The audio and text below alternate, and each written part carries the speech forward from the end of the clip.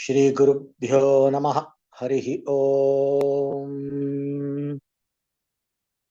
ॐ गणानां त्वा गणपतिगुं हवामहे कविं कवीनामुपमश्रवस्तमं ज्येष्ठराजं ब्रह्मणां ब्रह्मणस्पत आन शृण्वन्नोतिभिः सीदसादनम्।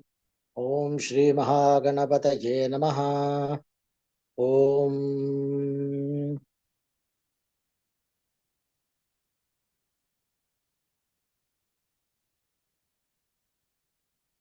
भद्रं कर्णेभिः शृणुयाम देवाः, भद्रं पश्येमाक्षभिर्यजत्राः, स्थिरैरङ्गैः स्तुष्टुवागुंस्वस्तनूभिः व्यशेम देवहितं यदायुः। स्वस्ति न इन्द्रो वृत्रश्रवाः, स्वस्ति नः पूषा विश्ववेदाः, स्वस्ति नस्तार्क्ष्यो अरिष्टनेमिः, स्वस्ति no बृहस्पतिर्दधातु।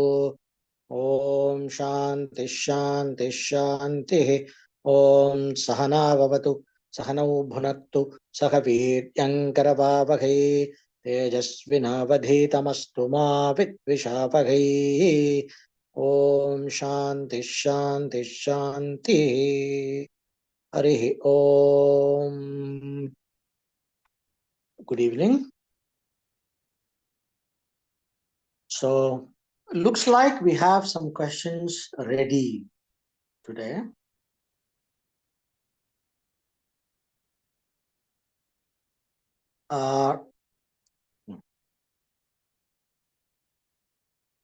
One question is, it's a very important and also a daunting question. Yoga belongs to no religion? Question mark.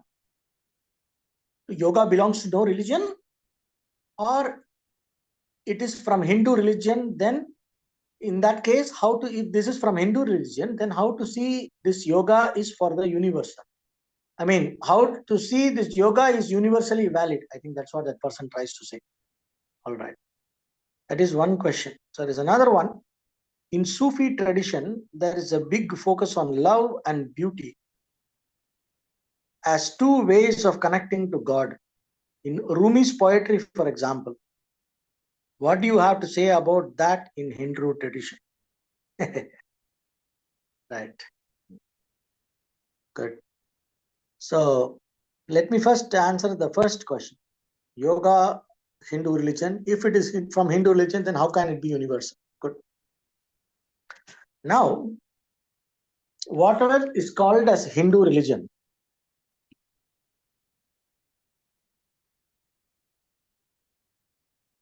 the way the Hindus address it is Sanatana Dharma. And many times I have discussed about, especially when discussing the concept of Pramana, the Veda as Pramana, etc. Many times in this class we have discussed. It is knowledge waiting to be discovered, just like scientific knowledge. Scientific knowledge is discovered through the various means of knowledge, which is perception and analysis, and extended perception using the scientific instruments, experiments, etc. They are all extension of perception and analysis, right? So through perception and logical rational analysis, a lot of laws of nature are discovered. Natural philosophy, the Greeks used to call it. Then spiritual philosophy is understood through mystic experiences and from the compendium of the literature that is given to us by the mystics, by the rishis.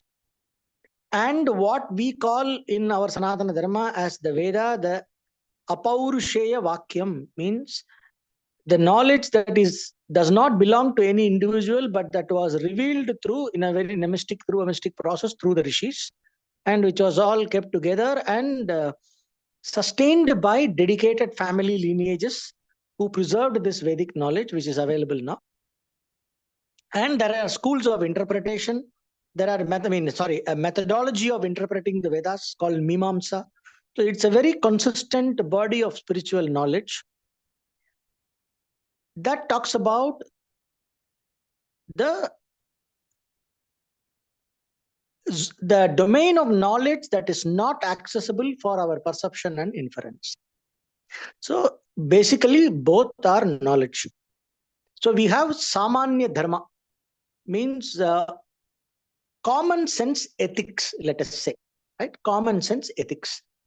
When I am hungry, I can ask for some food from somebody, or I can buy the food from a place, whoever is selling, or I can cook my own food.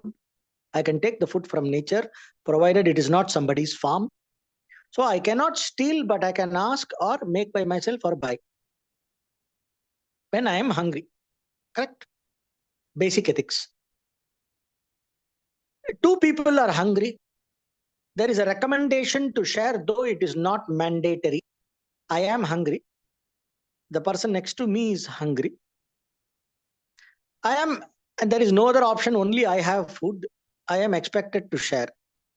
It's called courtesy, humanity, all that. It is also there in our dharma. It is all common sense dharma. I don't need scriptures or revelation or some big mystic experience to tell me that. It generally improves the quality of life for everybody. So these values, the human values, are there. Even in animals, we see, these values are natural for all species.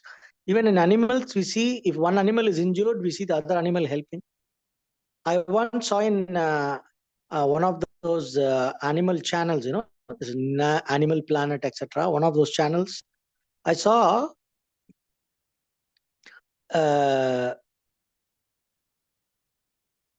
baby deer is hurt, right? It's there. Baby, like a very small baby. The mother died or something, and the baby deer is there, and there was a leopard. The leopard was taking care of it, was not eating it. The completely helpless baby deer, it couldn't move, so it was not eating it. It could eat it, it's like fantastic meal, but it did not eat it. It was trying to help it survive, and it was taking it up to keep it for protection. It was amazing to see that. And I saw one duck helping the fishes, or some other bird or something. It was throwing some food inside the water to feed the fishes. It is there. And also there is unimaginable cruelty in nature that is also there. When we look at it, it looks very cruel, but when it is not human, when it is in the animal world or when it is in the plant world, it is all a part of a larger balance. So each species is committed to its own swadharma, we say, its own intrinsic nature. So when it comes to humans, in this example that I told you, I have every right to eat my food without sharing. But if I share, it is better. So we have mandatory values: do not steal, and recommended values: share what you have, be kind, etc. Non-violence is the highest dharma. At the same time, to protect oneself from unjustified aggression, to protect one's own life, one can use violence. To protect dharma, one can use violence. To protect the weak and the vulnerable, one can use violence. Dharme himsa tataivacha. So that kind of violence that is for self-defense and for protection of the weak and the vulnerable and for a common well-being, that violence is considered as non-violence. That is there. We have exceptions. So many of these are arrived at through common sense. And it keeps refining. In every society refines it, and it changes from time to time. Every age, the ethical standards keep changing. Desha, and every area it keeps changing. Desha, every time zone it keeps changing. Every period of time, every era, it keeps changing. It's kala, and for every person it is different. Patra.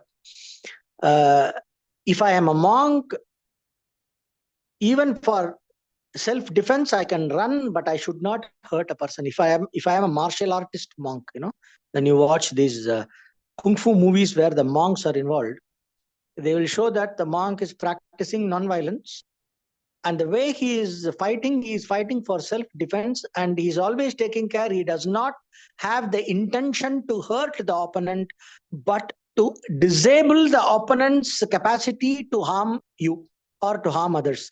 That is one of the fundamental tenets of martial arts, especially when monks practice.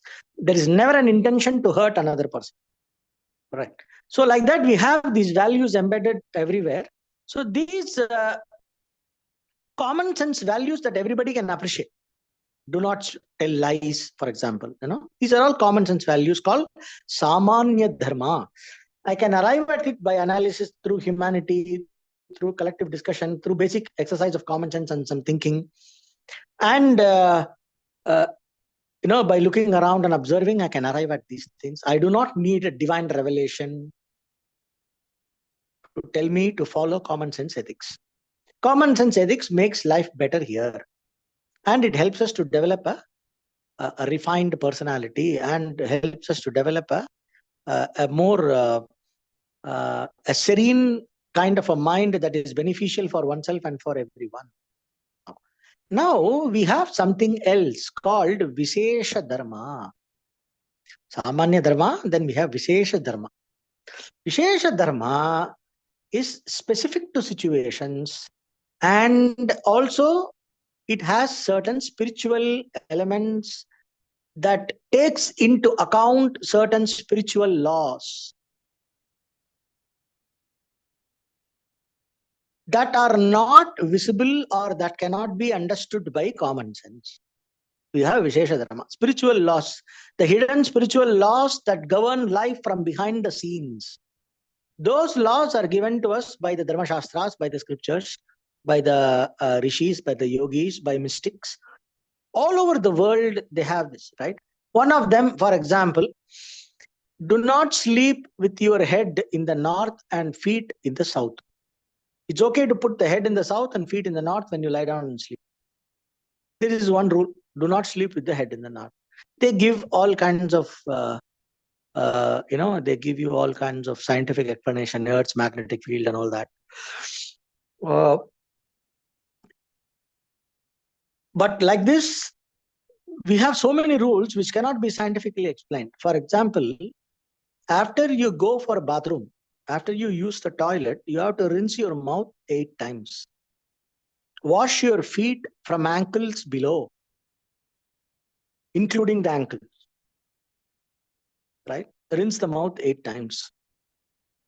It's there. Why 8 times? Why not 7 times? Why not 9 times? At least 8 times. There is no logic to that. You cannot arrive at this rule in a logical way at all. Why to wash the feet? You can say it is for balancing the apana vayu. Right? All that we can say. See, the logic comes later, but the rule was not arrived at logically. This is what we need to understand. In Vishesha Dharma, especially in spiritual aspects, the Dharma, the knowledge of the Dharma is given by Shastra. That is why even in Bhagavad Gita, it says, tasmat shastram pramanante karya vyavasthitau. That is why, what is to be done, what is not to be done, what is to be done differently, these things are very complicated. And one cannot decide based on one's own personal preferences. So one has to study the Shastra.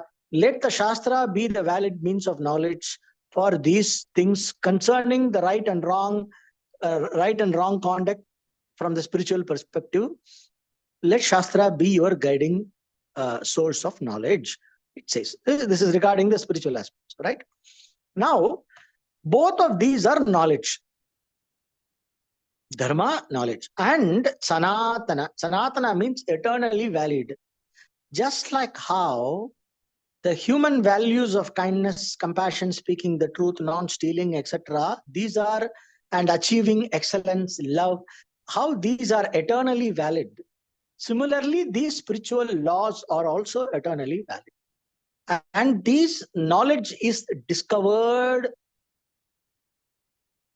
either through perception and analysis and common sense, plus scriptural study, and through satsanga, by observing how the saintly people conduct themselves, those who are committed to Shuddha Sattva, those who are committed to sustaining a spiritually elevated mind that is predominantly sattvic, and the categorization of various activities that are sattvic, rajasic, tamasic, by understanding the three gunas, by understanding the recommendations of the shastras, by seeing the exemplary conduct of the saintly people who have lived before us and who live among us, by the acharyas and all that, we learn from them the spiritual side of dharma through satsanga and study, swadhyaya and satsanga. We learn. And it is a growing discovery, it is a growing knowledge, it is a continuous discovery of, and your knowledge of dharma gets better and better. Just like how our ethical sense gets better and better as we grow, our sense of judgments gets better and better and more objective as we grow. Now, I read in psychology once when I was studying psychology in my post-graduation. One of the papers was psychology. In that, it shows about 3 stages of development in developmental psychology: autism, absolutism, relativism, something like that. I studied. It was very interesting. The first, the child does whatever it wants based on the ego and superego and things like that. Child does whatever it wants. Then it creates role models. My father is the best.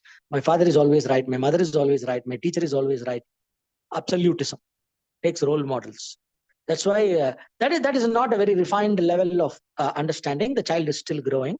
And then comes relativism, where the child compares and sees and watches around and analyzes and uses its own discretion and thinking, and where the late teen, the grown-up person, thinks for oneself. That is adulthood level of developing the sense of right and wrong. That absolutism, and after that relativism. So common man is usually looking up to somebody, role models. That's why even in Bhagavad Gita it says, yad yad acharati shreshtaha tadyad eva itaro janaha. Just like how those who are committed to the eternal good, to the long-term good, and to the highest good of oneself and mankind, the saintly people, shreshtaha means those who have attained the higher level of consciousness and who are spiritually more evolved, and those who have achieved excellence in a certain field, how they conduct themselves, based on their conduct, those who look up to them for inspiration, they follow the same thing. The rest of the people follow that. So in every society, in every domain, we have those who have excelled and those who are common. It is always there, whether we like it or not. All are not equal. So there are always those who excel at something, and then there are those who follow and look up to them and get inspired by them and try to reach up to that. So that is part of life. That's part of nature, and there is nothing wrong in accepting that. So yadyad acharati shreshtaha. So the common man always looks up to saints. So what we say is not only study, but also looking up to the behavior of the saintly people. So we learn that. So all that comes under, but though we are of the nature of a follower, it is very important to understand that dharma is of the knowledge of dharma is a knowledge. Spiritual reality is something waiting to be discovered. It is eternally true. It is because it is reality. Just like the laws of the physics are always there, they are eternal, and they are just waiting to be discovered through analysis and experiment, and theorizing and experiment and all the scientific method. Similarly, the spiritual laws are waiting to be discovered through yogic insight and through study of scriptures and through company with the pious and the virtuous, and through experience, maturing through experience. The spiritual laws are waiting to be discovered. Though the evolution is controlled through time and conditions, the knowledge per se is eternal. That is why we call it Sanatana Dharma. Right? Now, since it is of the nature of knowledge, and the entire way of life that we call as Hinduism, the entire culture that is tuned towards discovery of the spiritual knowledge, what is the culture that is called Hinduism is tuned towards the discovery of knowledge. That is why, this country, India, what is called Bharat, the name of India is Bharat. Bharata means that which delights in Bha, knowledge, right? So the civilizations, the religions that are devoted to knowledge and dharma, the dharmic religions are fundamentally different from theological religions. So Sanatana Dharma is universal, just like how science is universal. Sanatana Dharma is not scientific. It deals with it is not opposed to science, but it adds the spiritual dimension to the knowledge already available through science. It adds an extra dimension to the human knowledge, the body of human knowledge. It adds the spiritual dimension of the knowledge to the body of human knowledge, right? And it helps the person. It facilitates the individuals to evolve spiritually in order for them, their body and minds, to be in alignment with the spiritual laws that govern this universe from behind the scenes. The laws are eternal. I may not be eternal as an individual. The society may not be eternal as an individual. The cultural practices are changing from time to time, from person to person, from community to community. You go to one area of India, they will first put salt in your banana leaf. Both the places are serving food and banana leaf. You go to Andhra, they will put salt first. If you come to Tamil Nadu, we will put sweet first. So the practices and things change from place to place, from person to person, from community to community. From time to time, it changes. Desha Kala Patra.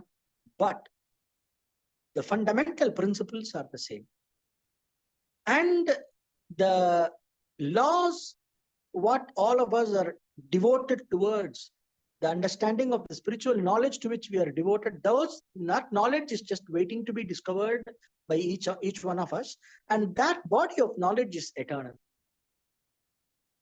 Even if you don't believe that the Vedas are eternal, the knowledge represented by the Vedas is eternal. That you can take. Because it talks about one aspect of the reality, it is eternal. So it is Sanatana Dharma. Being Sanatana, being eternal, it is universal. Being the fundamental matrix, the governing rules behind the matrix of life, it is universal because it governs all beings, just like how laws of physics are valid in Mars as much as it is valid in Earth.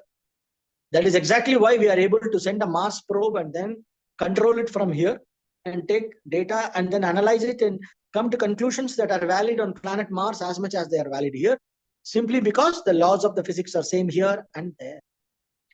The laws of the physics are same even in the quantum level and also in the macro level. It's just that we have to understand the laws. We have to see how it works. But the laws are eternal. Similarly, dharma is eternal. So we call it Sanatana Dharma.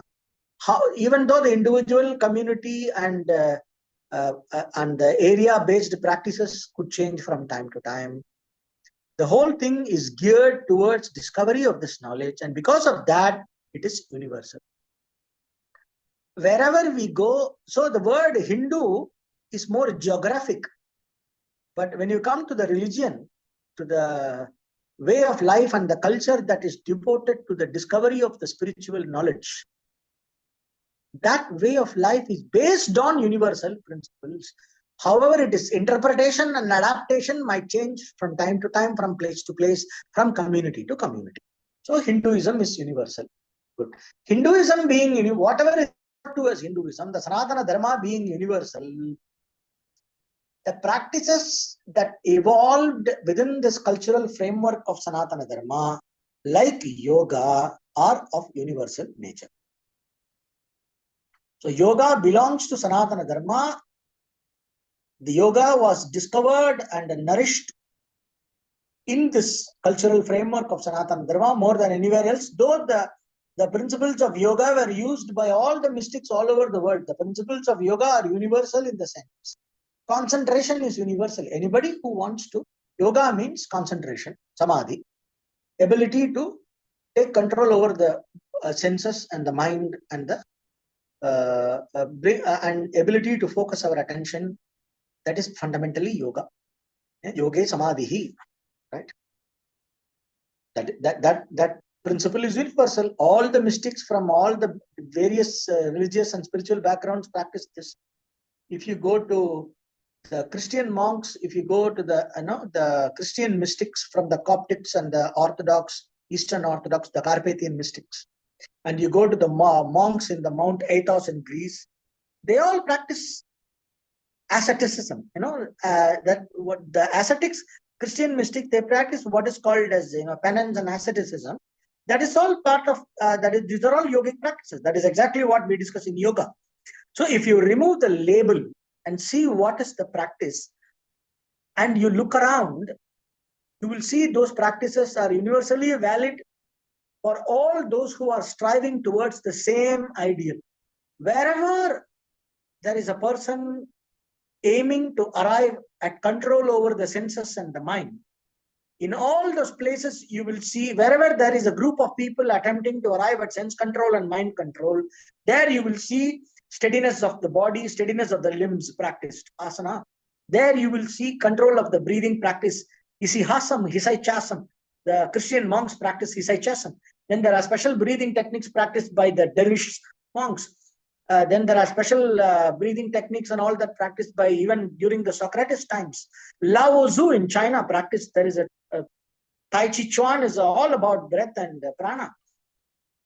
And there are breathing practices discussed even with there are some African tribes who have some very specific breathing practices that help them to run for a long distance. You had the Aboriginal Australians, when they play the didgeridoo, there is a certain kind of a breathing technique they do. If you go and spend time with the shamans in any culture, in any native culture, they have breathing control practices, breath control practices, use of psychedelic substances for attaining higher states of consciousness, like the ayahuasca and the amanita mushroom in the Siberia, ayahuasca in South America, and the using of special herbs by the Native Americans. Then in Europe, the Celtics, the Druids, the Wiccans, and the Yorubas, and the other African, the Zulu tribe, the African mystics, and of course all the yogis, the Zen monks, the Australian Aborigines. Wherever you go, you will see practice of steadiness of posture. You will see practice of breath control. You will see practice of different practices of concentration and different practices of laya. Wherever you go, there are people always. There is beating of the drums and rhythmic beating of the drums, and then movement of the body, steady rhythmic movement of the body in tune with the drums. That is the principle of laya. And then making specific sounds, repeated sounds, the principle of laya.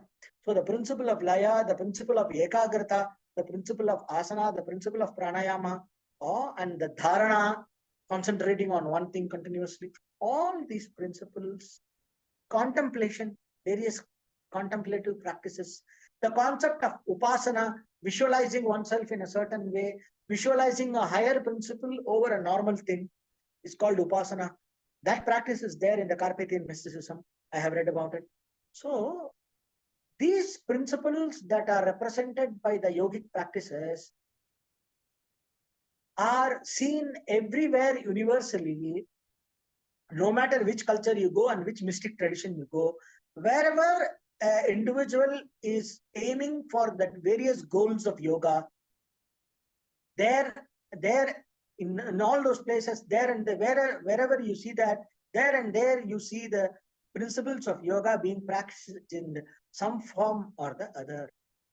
Of course, based on the current literature available, what was practiced in Sanatana Dharma, in our tradition in Bharata, is probably the most sophisticated and the complete version that takes care of all aspects of it.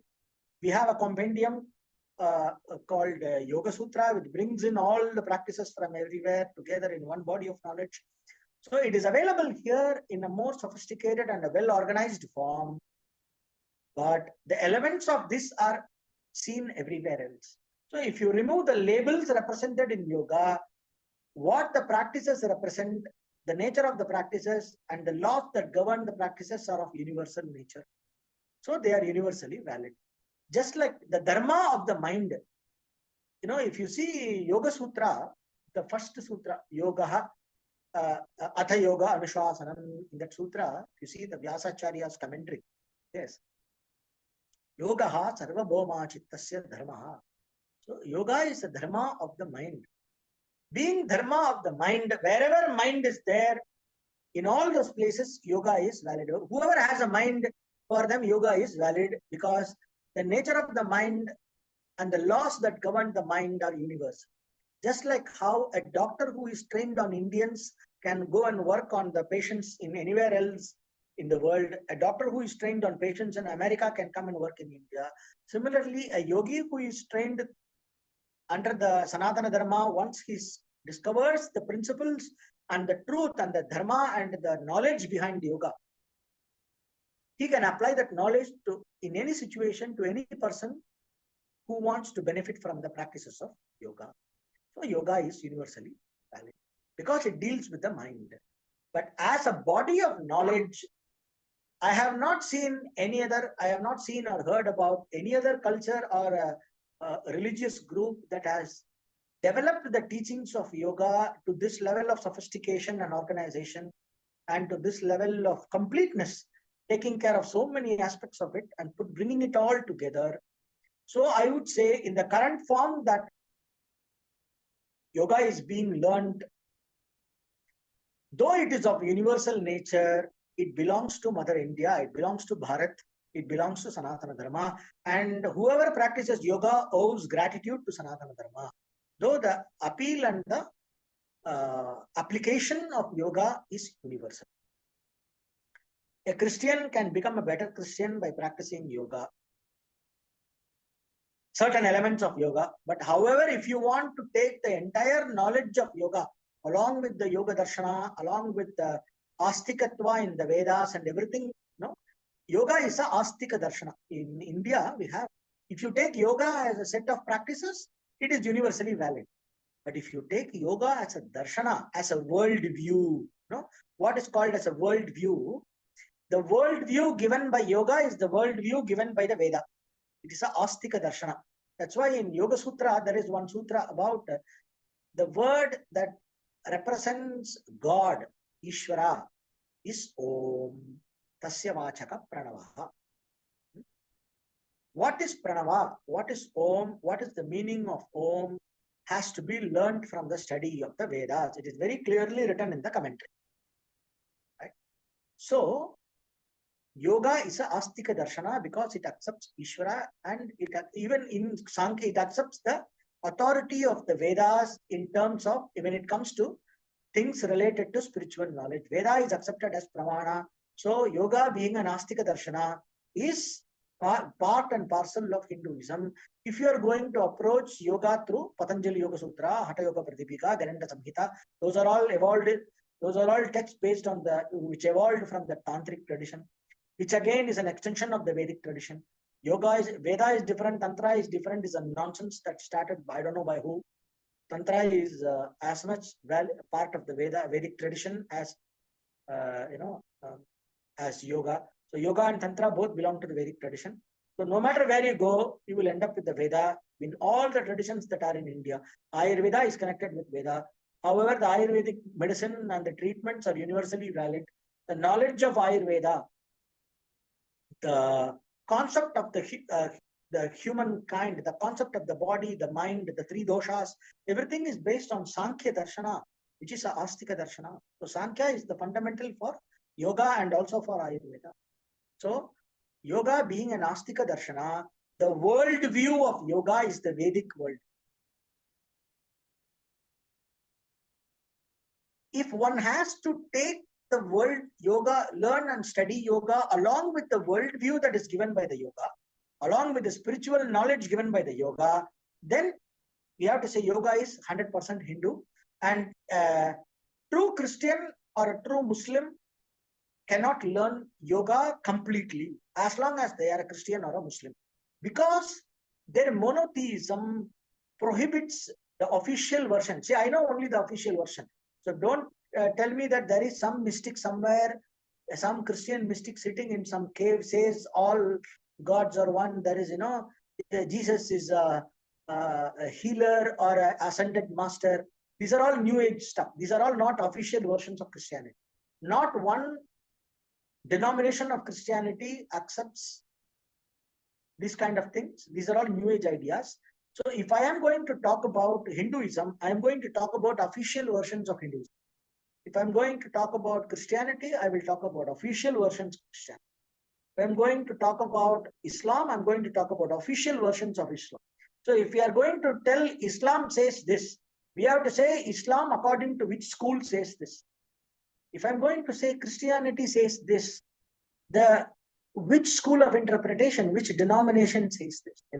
They have a huge difference between the concept of Trinity, God, Son, and the Holy Ghost. All these three are one, all the three are different. Jesus is God or Son of God, or it is not, Jesus is not to be worshipped as God. God is separate, is to be worshipped differently. Worshipping Mary is okay or not. So they have huge differences in these things. So these are all theological questions left to the theologians. It is not my job here to talk about Christianity. But what I can say as a yoga teacher, what I can say, if one, from my knowledge of official versions of Christianity, if one should be true to their own Christian roots, and if they want to be true to their own denomination of Christianity, their own church, then they cannot learn yoga in entirety. They can only learn the asana pranayama practices for the sake of helping them in a better Christian prayer and their worldview or whatever. They cannot learn yoga completely because they cannot relate with the worldview represented by yoga, because this worldview is 100% Hinduism based on the Vedas. The same applies to Islam. That is why there is a constant tug of war between this church and the Maulvis and the in this yoga teaching scenario. They keep calling us. There are official decrees. There is an official statement by the Catholic Church. John Paul II, the Pope before the previous Pope, has given an official decree which was used in Bosnia and another country to ban the teaching of yoga in schools because it is against the Christian religion. It is official statement. Right? Similarly, yoga is a practice of yoga is there are fatwas against the practice of yoga, and yoga is haram. You may tell me that there is a very famous yoga teacher in Saudi Arabia who also got some Padma award in India. It's all there. These are all exceptions. Official version. If you want to strictly belong to an official version of a monotheistic religion, be it any version of Christianity or any version of Islam or Judaism, yoga in its entire worldview, along with its entire worldview, is not acceptable according to the official version. Because yoga in its entirety is 100% what you call as Hinduism. It is 100% Sanatana Dharma, Sanatana Vaidika Dharma based.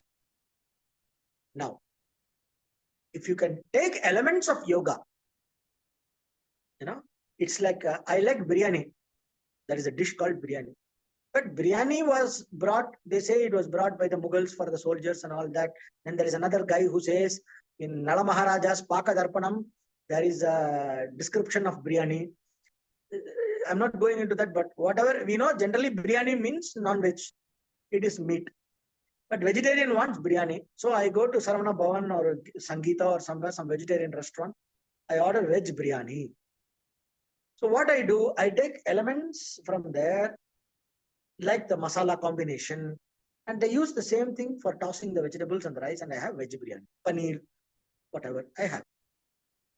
I remove the meat, right?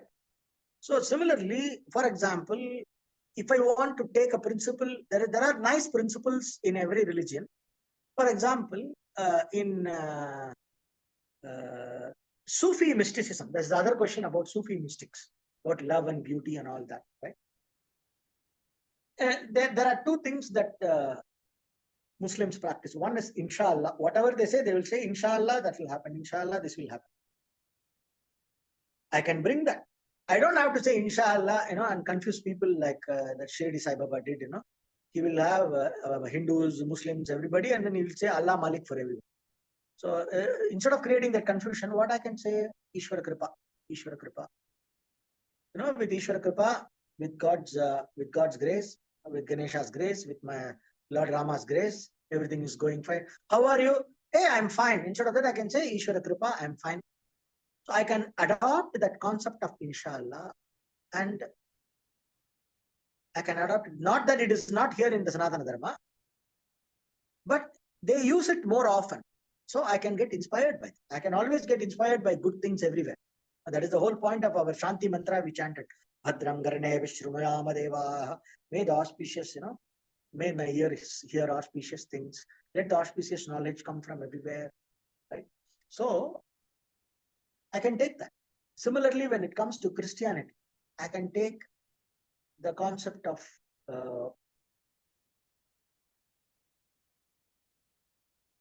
the concept of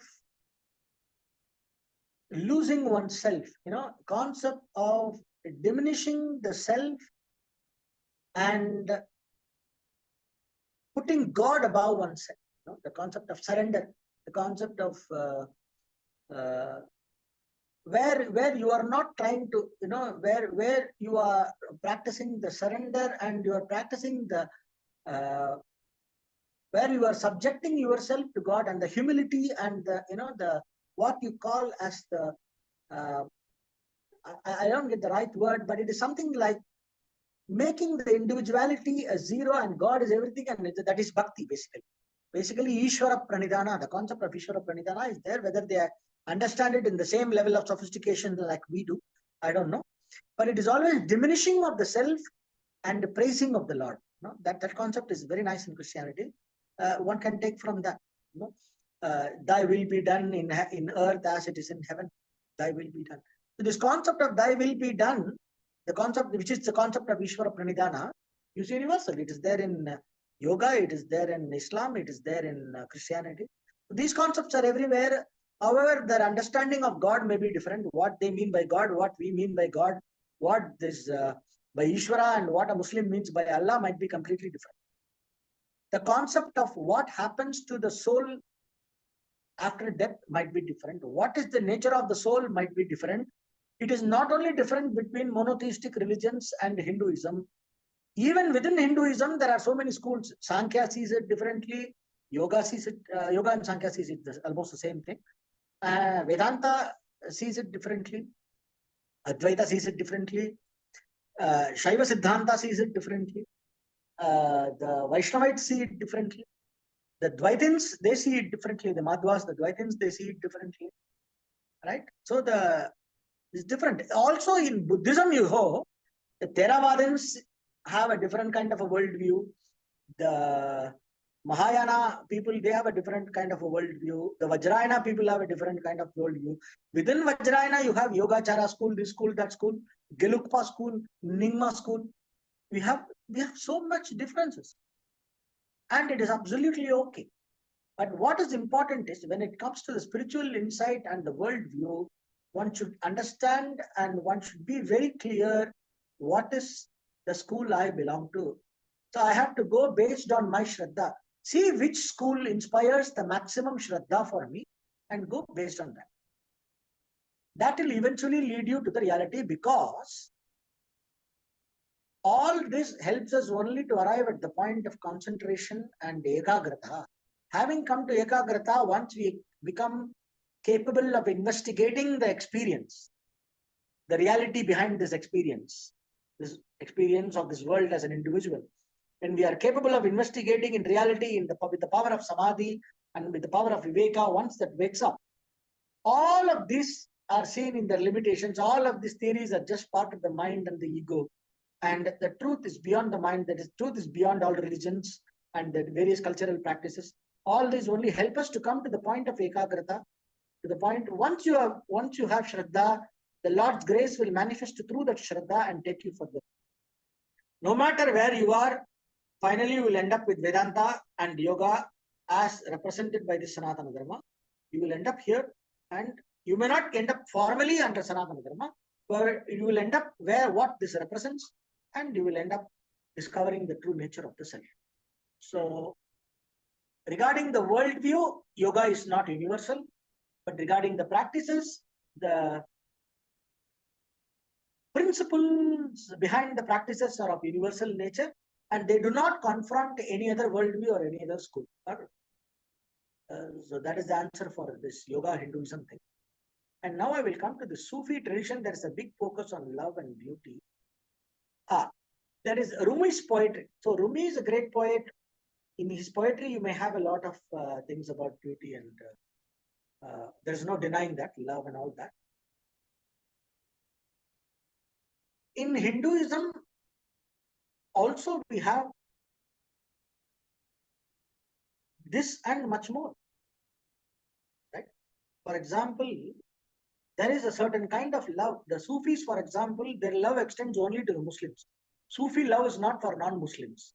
For example, we have this, when during the Mughal conquerors, when the Mughals were invading India, every Mughal emperor had a Sufi saint with him. Khwaja, Moinuddin Chishti. All these Sufi saints were instrumental in destruction of the temples and killing of the Brahmanas and mass murdering of Hindus.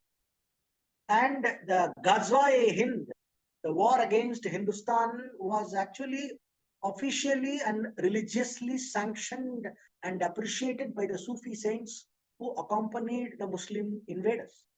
So where is the love of Sufi tradition? If you talk about love, I would say only the Dharmic traditions have love, not even Buddhism. Only Sanatana Dharma has actual love, because we let the other person live and we respect the other person for what they are. Right? Oh, whatever you are worshipping, through that, the Lord will bless you. That teaching we have only here. And we also have part of our official teaching. When a group of people are very devoted in their faith, do not go and disturb their faith. Always see how you can contribute to that faith and help them become strong in their faith. And our Lord in the Bhagavad Gita says, I strengthen the faith of those people, whatever is natural to them. And through their faith, I bless them and I help them evolve. These teachings I don't find anywhere else. So this is true love. True love is I let you be. You follow something that I don't agree with, and I see that you and I are fundamentally different. If I have love, I don't have to tolerate you. Understand? The whole question of tolerance comes when there is no love. Because I don't love you, I have to tolerate you. If I love you, I will appreciate you. I will respect you. So if I go and see a Christian monk, I will treat him with exactly the same respect with which I treat my Shankaracharya. Or I treat any sannyasi on the road. What respect I feel for the sannyasi, I will feel for a Christian monk, I will feel for a Muslim fakir. But I have serious doubts if they do that. In my experience, I did not experience that. They will treat me with some basic courtesy. After I move to the other side, they will call my student and tell them, you convert him and bring him to Jesus. This really happened to me. I'm not joking. One of the very famous monks in Romania, that person did that. Now, after I went away from his room, he called my student and told that student to convert me and bring me to the Christ. While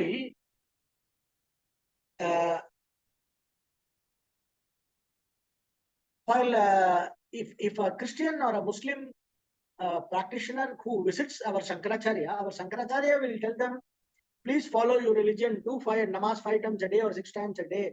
Please follow all the rules. So God will bless you. All religions will lead to the same God. That only a Hindu guru will say. Nobody else will say. So only I will say that the highest form of love is available only in the Vedic tradition. It is not available anywhere else, because we are the only ones who have been talking since time immemorial until today. We are talking about universal brotherhood. Vasudhaiva Kutumbakam only we have. Islamic brotherhood is within Islam. They have ours and theirs. We also have Astika and Nastika. We say those who believe in Vedas Pramana, those who don't believe in Vedas Pramana. Astika and Nastika difference is there, but we are not told to hate the Nastika. We are not told to go and attack the Nastika. We are not told that, we should go and subjugate them and make them Astikas. Make all the Nastikas into Astikas. Such a teaching you will not see in Sanatana Dharma anywhere. So the Sufis, it looks like after research, it looks like the Sufis were mostly soft power, it's the Islamic soft power, which gives a nice face for PR purposes, so that the other communities, the ones who are conquered, become more vulnerable and more accepting of the Islamic faith, and they are less resisting to reduce social resistance and the and to cover up that crude, cruel face of intolerance and violence and the crude face of jihad. Sufism is used as a soft power by the Islamic conquerors. That is the history of Sufism. So their love and beauty and all that is it's not universal. It is all very restricted. If there is some Sufi saint through the path, if they have arrived at true love and true beauty, it is definitely possible. So let us hope Rumi was one such person who has arrived at that. I don't know the historical things about Rumi, so I cannot comment much on that. But in India, at least, Sufism had nothing to do with love and beauty. It had everything to do with carnage and invading and killing of the Hindus and the Brahmins and destruction of the temples. This is what I know as Sufism in India. And it is used as a soft face for conquering and for PR purposes. Other than that, they have some practices. Probably they learned some mystic practices after coming to India. There was a lot of trade, the concept of zero, the numerical system that is called as Arabic numbers in Europe. They are all Vedic numbers, Indian numbers. The Arab traders learned that from India and gave it to the Europeans. Europeans call it as Arab numerals, but the Arab traders call it as Hindu numerals. So, the mystic practices that Sufis have, probably some elements they took from our Sanatana Dharma, from the culture that was here. And of course, Islam was not eternal. Islam was invented in 6th, 7th century AD, right? 6th century AD. So, until 6th century AD, whichever is the land where Islam was invented, in that land, there was already a culture. There were already mystics. And all the cultures that they conquered, the Persians, there were already mystics there. In Constantinople, in Istanbul, in Turkey, there were already mystics there. In India, there were already mystics. In Kashmir, there were already mystics. So because of the cultural exchange, I think Sufism adopted this part. In every society you go, you will see people who are very violent and very fanatic. Then you will see the soft thinking and the more sattvic person, So probably the more sattvic persons among the Islamic scholars chose a softer version which is connected to, meditation and love and beauty, and they started highlighting these things. So it is nothing specific to Sufism. And in Hinduism, you will see all over, you just take any random text, You take Bhagavad Gita, you take Ramayana, you take Mahabharata, take some text, any of our Itihasa, Purana, just take it and read it. Why should I tell you? You take a text and read Ramayana, see how much of love and beauty is there. All kinds of love is there. It is not just universal love. It is conjugal love, brotherly love, friendly love. Lord Rama goes and says, there is a boatman who ferries Lord Rama and called Guhan. He embraces him and he says, I have 4 brothers. With my 4 brothers, now you are the 5th brother. And then he goes and embraces Vibhishana, who is comes from the enemy camp to his camp. He was a Rakshasa. He embraces him from the along with the 5 brothers. Now you are the 6th brother. Completely another community, completely another race, completely another ethnicity, completely another culture. Kshatriya king goes and calls some random guy as a brother. That is universal love. Not only that, we have love for animals. So we have stories about a king who gave justice to a cow that lost its calf. The calf was run over by the chariot of the prince. Yeah. The calf was run over by the chariot of the prince. So what? And the cow, he knows that there is a bell in front of the palace.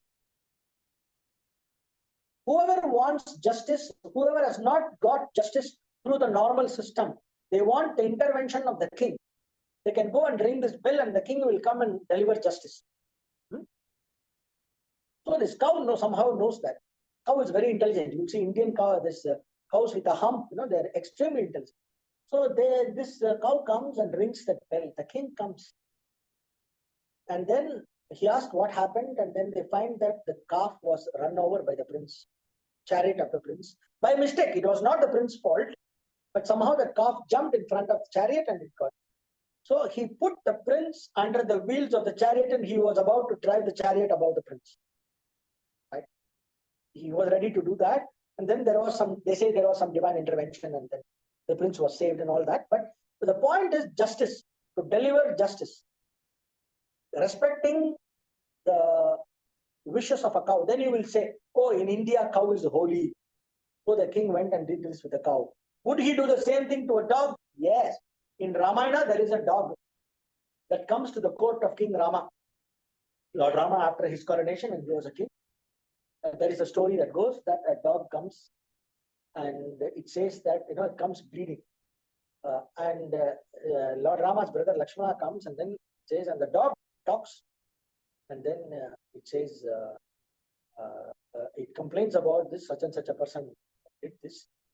And then they inquire what it is and who hit the dog like this. You are not supposed to hit an innocent animal like this. And then they found out somebody who has hit the dog like this.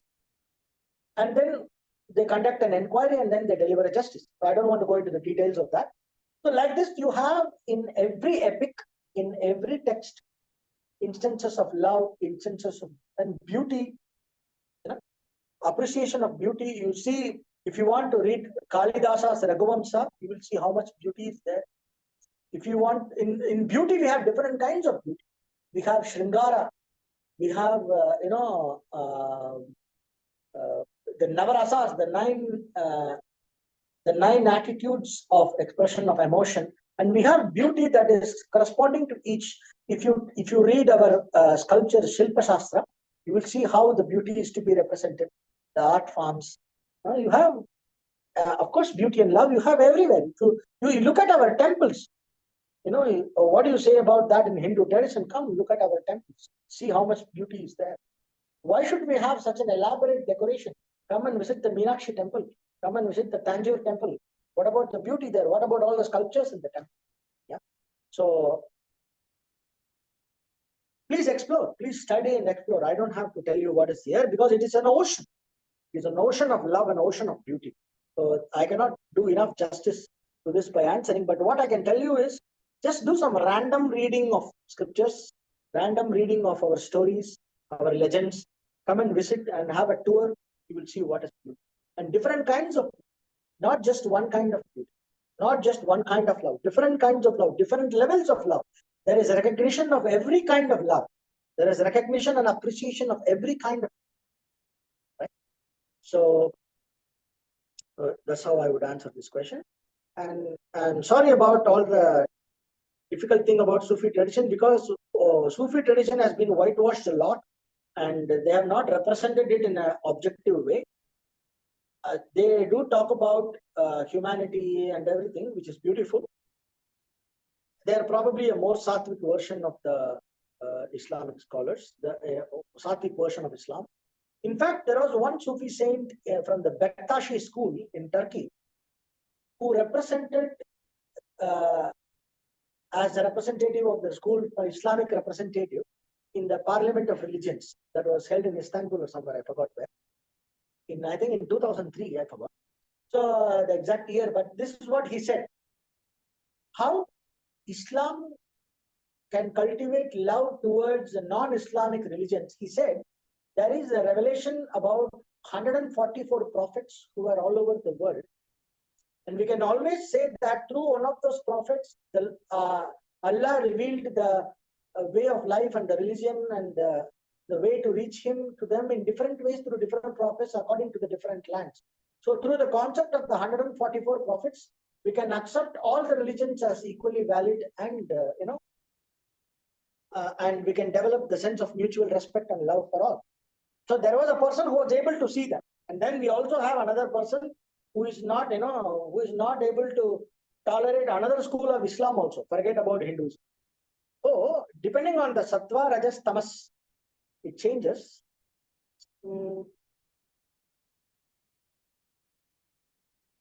Generally, the Sufis are more the more meditative persons. They are marketing more the meditative side.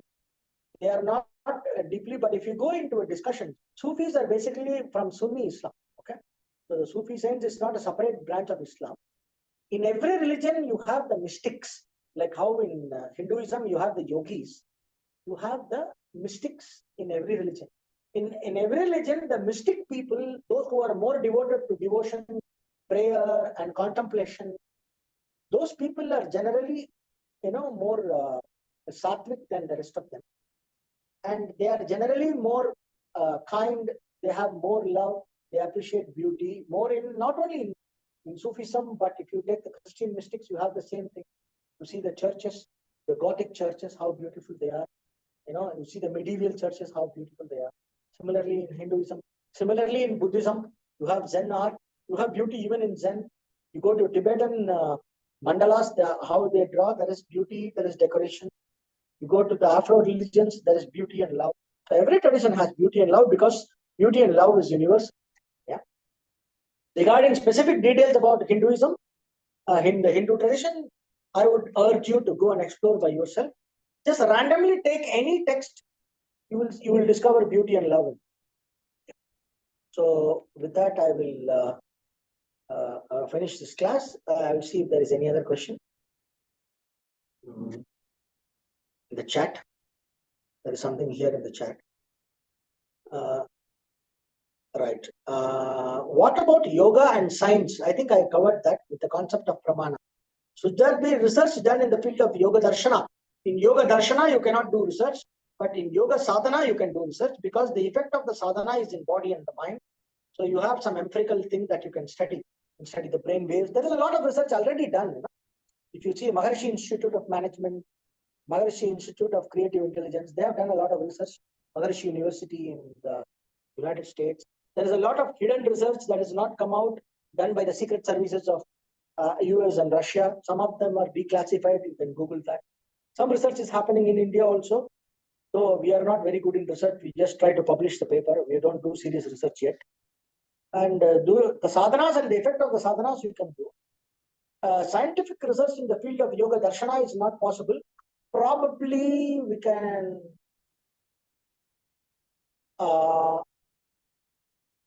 philosophically analyze the importance of the concept of consciousness beyond mind, the self-existing consciousness. Consciousness as the self-existing reality, the Purusha of yoga, that is very, very relevant today in our age of artificial intelligence, where there is a war between the theory of different theories of consciousness.